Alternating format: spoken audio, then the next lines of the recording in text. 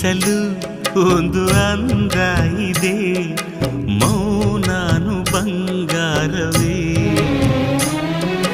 ಬೆನ್ನನೇರಿಕೋ ನನ್ನ ಕುದುರೆ ಮಾಡಿಕೋ, ಚಾಟಿ ತೆಗೆದುಕೋ ನಾಕು ಕೊಟ್ಟು ಹಿಡಿದುಕೋ, ನಿನ್ನ ಮಾತು ಕೇಳಿ ಓಡಿ ನೆಗೆಯುವ ಅಣ್ಣನ.